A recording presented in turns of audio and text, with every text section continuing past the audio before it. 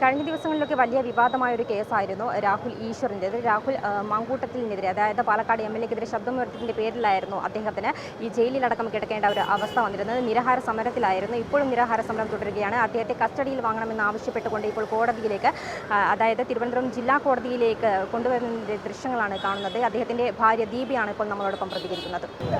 കോടതിയിൽ police actually ഇന്ന് custody apply ചെയ്യാൻ വേണ്ടിയിട്ടാണ് ഇന്ന് ഹാജരാക്കിയത്.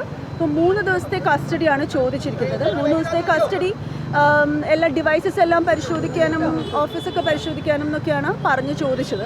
അപ്പം നമ്മൾ ആർഗ്യൂ ചെയ്തതെന്ന് വെച്ചാൽ അതിന് 3 ദിവസത്തിൻ്റെ ആവശ്യമില്ല എന്നൊരു ആർഗ്യുമെൻറ്റ് വെച്ച് നമ്മൾ 3 days കസ്റ്റഡിയുടെ ആവശ്യമില്ല എന്ന് പറഞ്ഞു.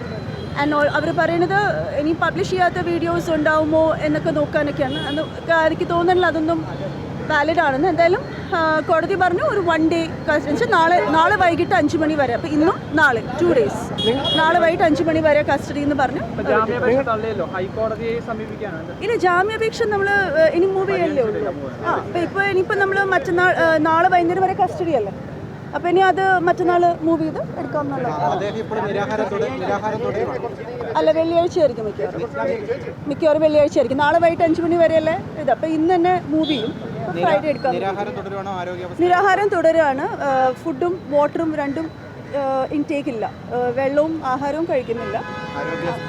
അപ്പോൾ എനിക്ക് തോന്നുന്നു അതുകൊണ്ടാണ് സെൻട്രൽ പ്രിസണിലേക്ക് മാറ്റിയിരിക്കുന്നത്. ഡോക്ടറിൻ്റെ സൂപ്പർവിഷൻ വേണമെന്ന് പറഞ്ഞത്. അപ്പോൾ അത് അങ്ങനെ മുമ്പോട്ട് പോകും. ഭാര്യ ദീപയും രാഹുൽ ഈശ്വറിനോടൊപ്പം കട്ടയ്ക്ക് തന്നെ കൂടെയുണ്ടെന്നും നിരാഹാരം സമരം തുടരുമെന്നും ഇതൊരു കള്ളക്കേസ് മാത്രമാണെന്നും പച്ചക്കള്ളങ്ങളാണ് കോടതിയിൽ വിളിച്ചു പറയുന്നതും എന്നുള്ളതാണ് പറയുന്നത്. എന്തായാലും 2 ദിവസത്തെ കസ്റ്റഡിയിൽ ഇപ്പോൾ രാഹുൽ ഈശ്വറിനെ ലഭിച്ചിട്ടുണ്ട്. നിരാഹാരം സമരം അദ്ദേഹം തുടരും എന്നുള്ള കാര്യങ്ങൾ തന്നെയാണ് ഇപ്പോൾ ആവർത്തിച്ച് പറയുന്നത്. ഭാര്യയും അതുതന്നെയാണ് പറയുന്നത്. ക്യാമറമാൻ അനിൽകുമാറൊപ്പം അനശ്വര, വിസ്മയാനോസ്, തിരുവനന്തപുരം.